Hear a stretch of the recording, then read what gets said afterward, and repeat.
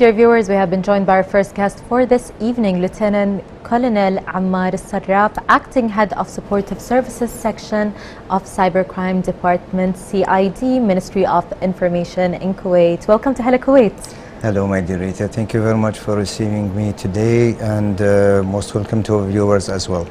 Thank you so much for being here. I'm sure you're very busy and have a lot to do, so thank you for actually making time for Hala Kuwait. And we have a lot to talk about this evening, especially when it comes to cybercrime. So in the beginning, can you just give us a quick overview of the cybercrime department? Sure. Actually, it's going to be firstly, it's my pleasure to be here as well. The cybercrime department, actually, it's one specialized department under the General Department of Criminal Investigation, which is under the criminal sector in Kuwait, in the Ministry of Interior in Kuwait. This department was established in 2008. And mostly it's consisted of 4 sections, the supportive sections, the technical assistant, the investigation in the crimes, and the monitoring section. These are the most 4 main sections, and there are some specialized labs as well in the department. It is used mostly targeted investigating and referring any violation committed in the cyberspace in Kuwait, or the using internet in Kuwait, to the general public prosecution as well. That's perfect. So there's definitely a lot of departments to see all of the issues that could happen online. Of course. Perfect. There are so many crimes that should be are committed in the cyberspace, but we can say is everything related to the law number 63 of 2015 that has been publicly, actually the decree, it was initiated, and any act that it's committed through the internet, whatever the platform is, it's always considered as a cybercrime. So any articles mentions or these acts which are mentioned in the law, if they are committed in the cyberspace in Kuwait, they actually they are punishable by the law itself. Of course. So we can say that this is the definition of what cybercrime is under the Kuwaiti law here in Kuwait. Of course. Perfect. So what are the types of cybercrime, and what are the most prevalent here in Kuwait? So the type of crimes, they are various, but mostly according to the law itself, the most committed crime is called the prejudice of dignity of persons. And by such notion we mean any kind of acts or words or notions, or let's say emojis as well, used or posted by the person towards another person. Yes. And these are actually considered as, let's say in other words, cyberbullying. And these are one of the main committed crimes here in Kuwait through various platforms or social media platforms. The second one is actually called illegal intrusion or illegal access, which is in other words hacking. And we have received so many cases or so many complaints regarding the hacking here in Kuwait, especially the Snapchat application. And after that, there are so many other like the electronic fraud, the impersonation, the defamation, and such kind of crimes committed here in the country. And mostly also we are facing the fake news, as we can say as well. So these are the most committed crimes here in Kuwait according to the law number 63 of 2015. I think we're very lucky here in Kuwait that we actually have laws that cover cyberbullying and hacking, because unfortunately it's something that really does happen very often, and our privacy is really, you know. Exactly. Yes, exactly. So it's a very bad spot for us usually. Yeah, so people, when there are other entities, they are seeing this law as to be a restraint of liberty of expression, as we can say sometimes.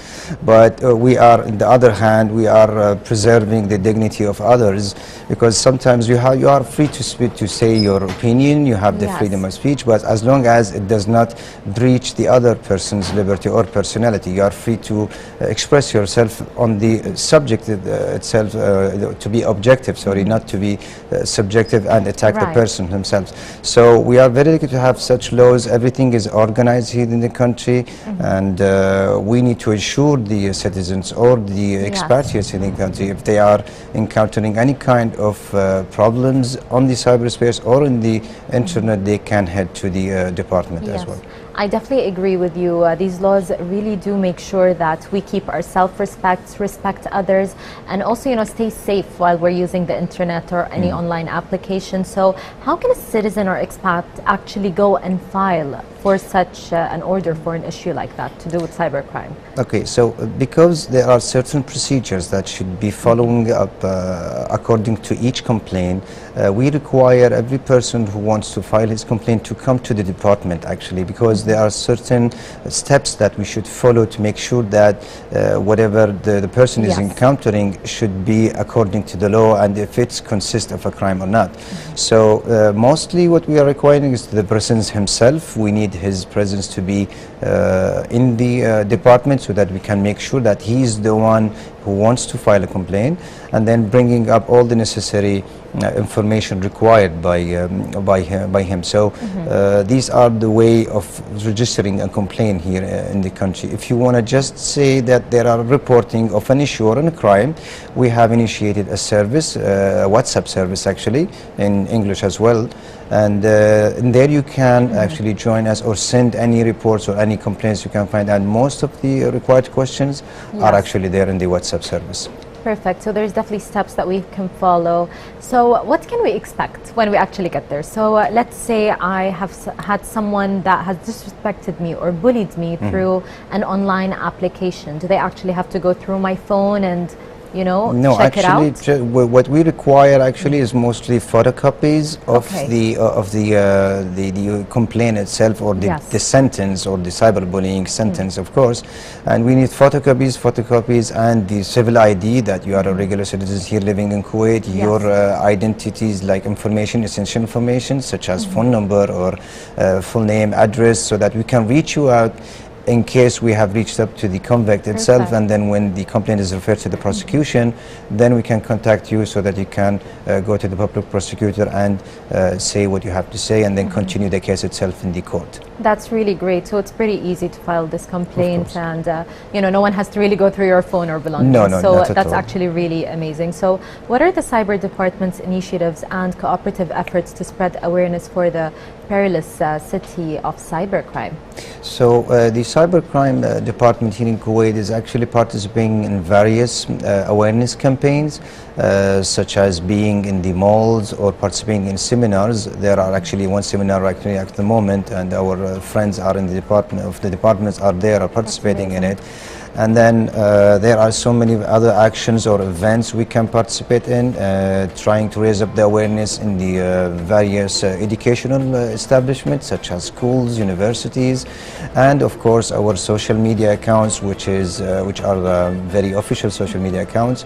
And then we are using these platforms to reach up with the citizens or the expatriates here in the country, to prevent any kind of criminal activities, a very different or new technology or new things we need to make sure to aware the people of, so that we can use these platforms to raise up the awareness, and as well as the WhatsApp. So these are many of the let's say participations or events or efforts we are doing towards raising up the awareness. And usually these events for awareness are very well received, because sometimes we just need to know about certain issues so that we can help and do better during our daily lives and not cause them in general.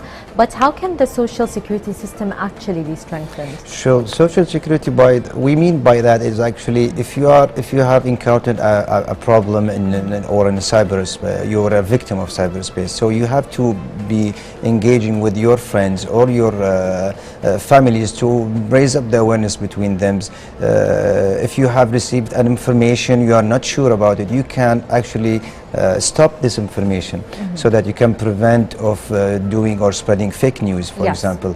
And we mean by that especially WhatsApp, so because it's a very easy way to spread information, and just take the information from a valuable source instead of just sending it back and you said I don't know, I just received it as I have received it. You can actually participate with us to prevent these kind of criminal acts by stopping the information if you are not sure about it. So we mean by that is to be cooperative with each other, and then we can give advices to each other. If you were a victim, you can advise your families, your others to, like, for example, follow our account and Yes. raise up the awareness between each others. Definitely, here at the Ministry of Information, we always try to tell our viewers to only follow news or anything really from official sources, Exactly. especially governmental accounts. And that's really important because news on WhatsApp does really annoy a lot of people. You know, yeah, you have to using it, walk of around course. and be like, no, that's not true. So I think that's a great advice. But right before we end, do you have any tips for regular users of basically the internet and how to avoid any cyber crimes? So one of the most cases that we have receiving is that it's called the phishing or the scam phone calls or spoofing calls, which are calls from various numbers, WhatsApp numbers, saying that it's your bank or something. We are trying to update your information. Please provide us with your bank information, or the OTP, which is stands for a one-time password. Yes. Please don't share these information. These are very private information. Don't share it with other, even if they are saying that they are from a bank or whatever. And most importantly, change your password. You have to change Yes. your password periodically, and use like very difficult nomination using letters, small caps, symbols as well. And be aware of open Wi-Fi. These are one of the most protect your personal data as well. Do not expose them online, because you're going to be a victim of impersonation as well. Definitely, privacy is really important, and hopefully a lot of people start realizing that. And thank you so much for being with us, Lieutenant Ammar. Thank you very much for receiving us. Thank you. Dear viewers, we had with us Lieutenant Colonel Ammar Alsarraf, Acting Head of Supportive Services Section Cybercrime Department, CID Kuwait. Up next, we have a report on a different subject, which is breast cancer awareness. Stay tuned.